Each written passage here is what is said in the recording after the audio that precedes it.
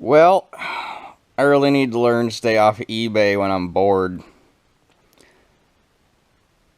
Um, got a quick one here today of some stuff that I just bought last week and finally showed up yesterday.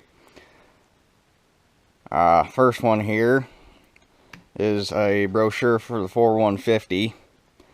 This actually came from the same guy in Pennsylvania that I bought the 1950T one, and then accidentally got the 1750 one that was stuck to it for free a while back. This first picture in here is really cool. I love the hell out of this picture. Whoever took that one did a good job. I'm kind of curious as to what brand of chisel plow he's pulling though, because it's gray and White never made any gray implements. So that's interesting, but this is what I need to get mine set up like. Actually, I guess that's wrong. This is what I want to make mine look like. I need to get the chrome curve pipe because originally I had a straight pipe with a rain cap on it. Well, that 3208 makes that tractor rattle so much you ain't going to keep a rain cap on it. I broke it already. Actually, it broke twice. First, it rattled the rivet out of it, and then we put a stainless steel bolt in it and a acorn nut to make it look nice, and then a couple months later it actually cracked the damn band that holds it on. So I want to get a chrome curve pipe like that. And then this is something I've never seen on an actual tractor. I don't know if they did this because this was going to be a photo tractor or what, but it's got chrome valve covers on it, and I think that just looks really sharp.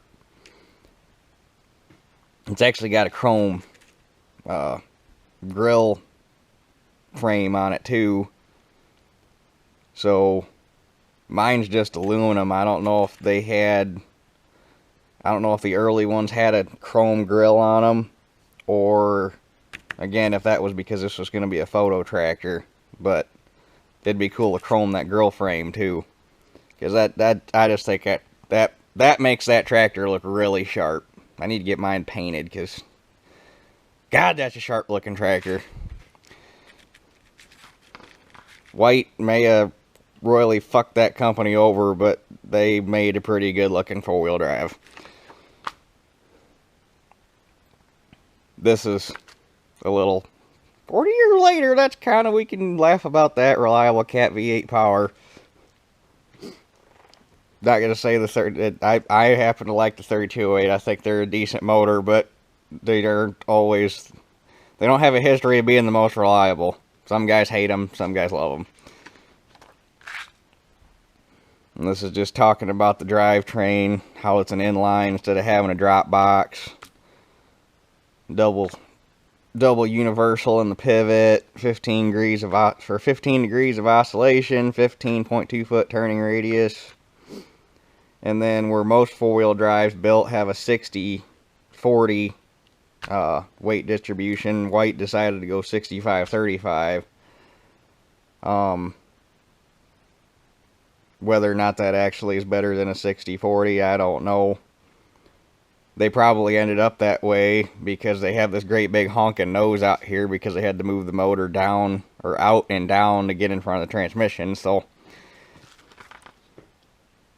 Whites are more of an anteater than a damn 2+2.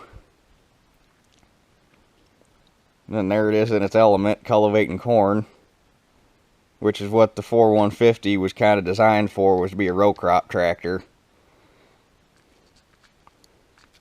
And then this picture is pretty neat too. Now here's this talking about the cab interior and stuff. I need to get my seat reupholstered because the 4150 and I'm assuming the 4180 actually use the same bucket seat.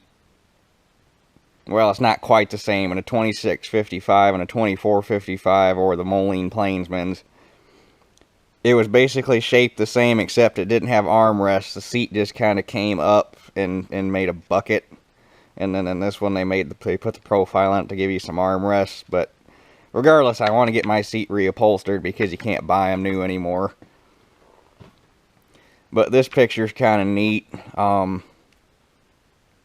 not necessarily, I mean, it's a cool angle of the 150, but I didn't even notice it when I first got the brochure, and then I flipped it open here to look through it, and I happened to notice in the background, I was trying to figure out what model tractor that is, and there's an air tube right there. That is a white 270 gas with a canopy pulling a 6-row 5400 air planter.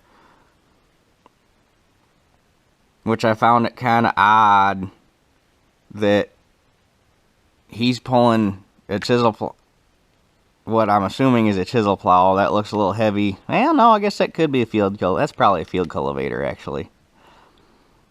But he's field cultivating over here, and then he's planting into it. And one pass with a field cultivator and wheat stubble gonna leave kind of a rough seed bed to be planting double crop beans into. But still, I thought that was a neat picture because you don't see the 270 gassers are kind of an oddball. They definitely exist, but you don't see as many of them as you see the diesels. And that's just your general specifications for the tractor. I wish it had a date code on it, but all it has is the form code or form number. So that's for the 150. And then these two are for the 8700 and 8900 combines. This one is just a single page spec sheet for both machines.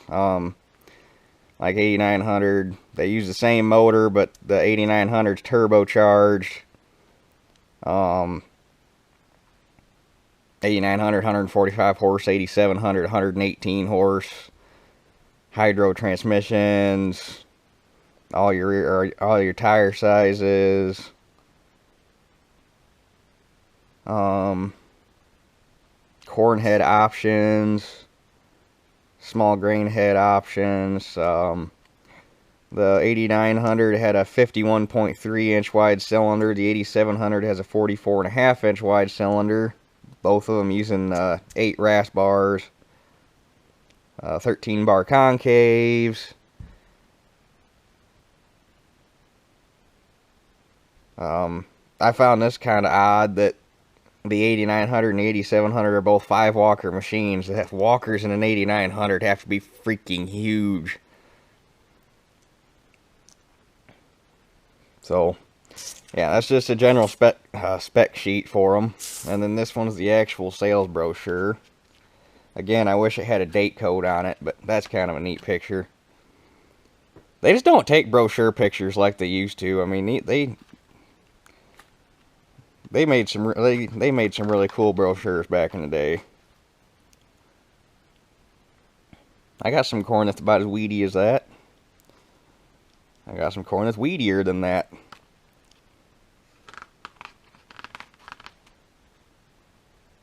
And apparently they had an option for a grain loss indicator on here, which they have some pictures of here further back, and I'll show you what they did. But grain flow into the cylinder, beater house chain, cylinder, beater shaft. Your 2 different auger options for your header, whether you just had a non-finger, which this is actually most commonly in the corn head, but I think they had a non-finger option for the tables too. Then obviously this is your live finger auger. Cab layout.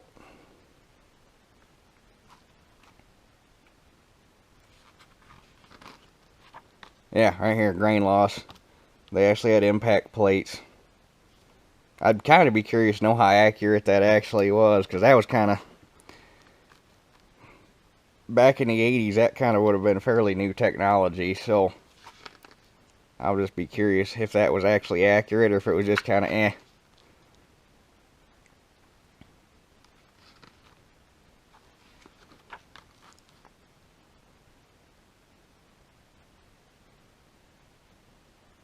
Looking at all the service points on it.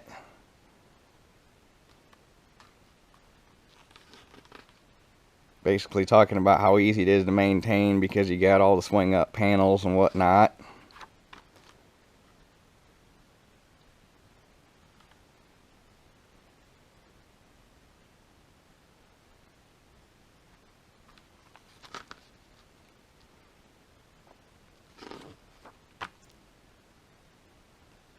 talking about their quick cut cutter bar that's got 1.5 inch knives in it instead of your standard 3-inch sickles.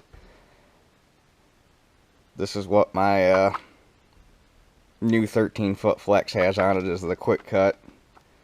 So be kind of curious to see if it actually makes a difference cutting beans or not. That's kind of a neat picture. Must be about a 15-foot head.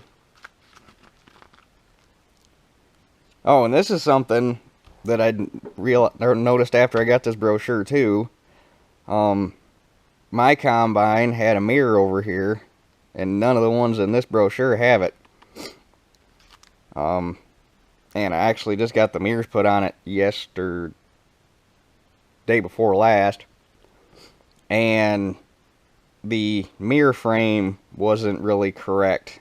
It fit, but I'll talk about that later when I actually have the combine out and can show you. But yeah, they only had a mirror on one side originally, so I don't know if it was an option to have it over here or if they added it on the later machines or what, but just something interesting.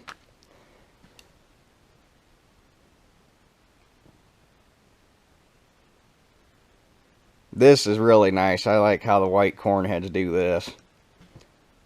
Flip the snouts up so you can work on everything.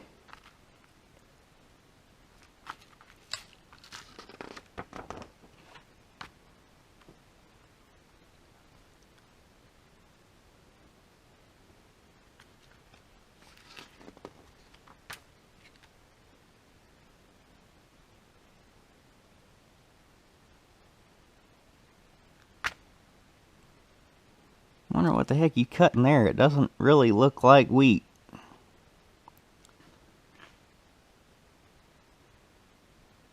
Wonder if that's rice. Wonder if he's combining rice there. If I got anybody that knows what rice looks like standing in a field. It kind of looks like dry land rice, which I know is a thing, and I think that looks different than flood irrigated rice. But it definitely does not look like wheat, so interesting. And I know that White did have a farm down in Arkansas that they did a lot of testing on, and one of the crops they tested on was rice, so there's a very good possibility that picture was taken on that test farm too. And that one's even got the mud hog on it. And then this is basically just this. But yeah. So anyway, just a quick brochure video. So I guess that's it for this one. We'll catch you all on